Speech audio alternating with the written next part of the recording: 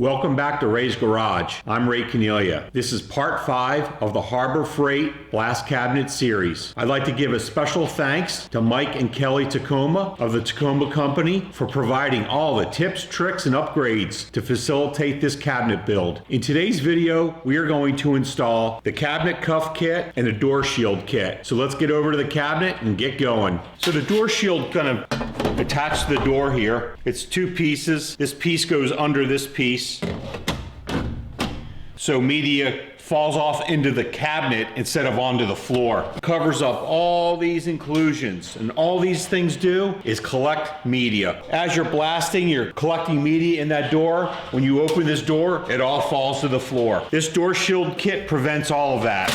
We're gonna remove the door, take it over the workbench. This piece fits right in here. You can actually feel it find its home.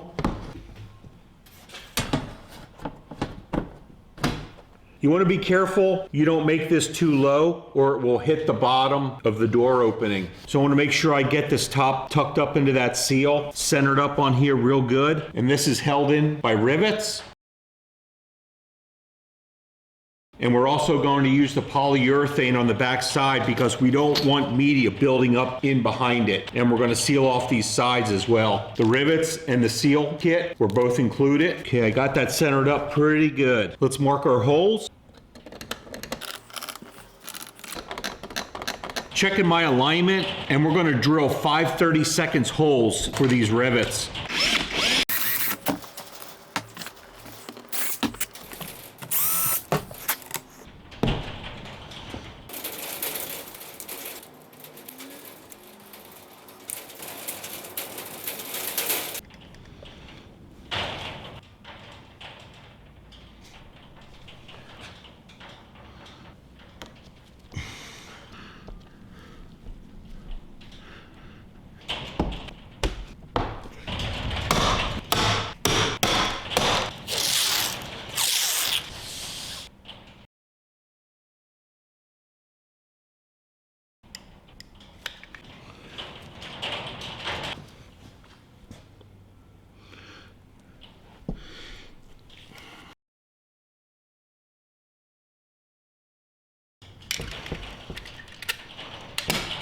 What the cuff kit does, it smooths out the transition from the box to the hopper. This ledge is nothing but a media collector. The Tacoma Company has come up with a solution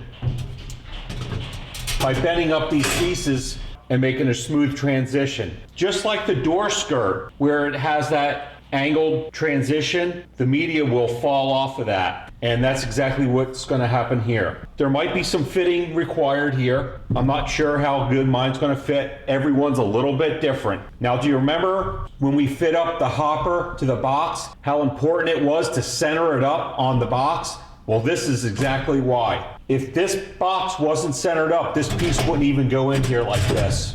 I see a lot of people using that aluminum tape to do the same thing here. I don't know, I guess it will work, but it's not a permanent solution. This is metal, it's fitted to fit the box, and it works. These are marked, so I know where they go.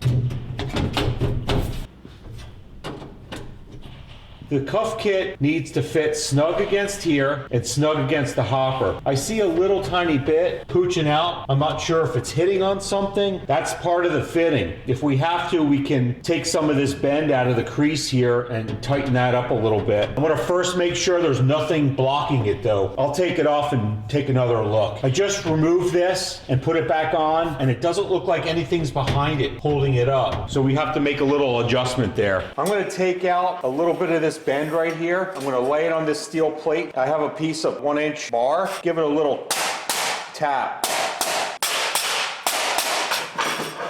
I don't have a brake, so that's my way of keeping it straight and just soften that bend up a little bit. That's all it took, just a little bit. It's nice and tight now. So now let's move and install our sides. The front one's already okay, so let's get our left and right pieces in. These are all being attached by the top bolt in the leg. The left side is fitting perfect. I don't have to do anything to this one. Nice smooth seams. I'm working on getting the right one fitted. The left side of it is fine. Right side is in. It just took a little bit of fitting right here. It's nice and snug on the hopper. So now that we have everything in, we're gonna drill our holes. 3/16 inch drill bit for the hardware. And I'm just gonna pop them right through here while this thing's all lined up.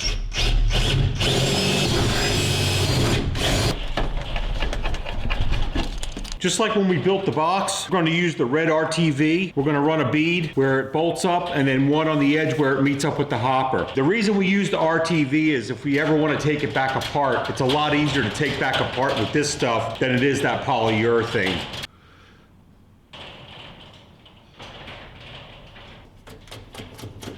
Okay, we're installing the final cuff. Cuff kit's all installed. Door shield and door skirt all installed and sealed. Gaps all sealed up. Door skirt all sealed up. Look how good the tolerances are on this door skirt right here.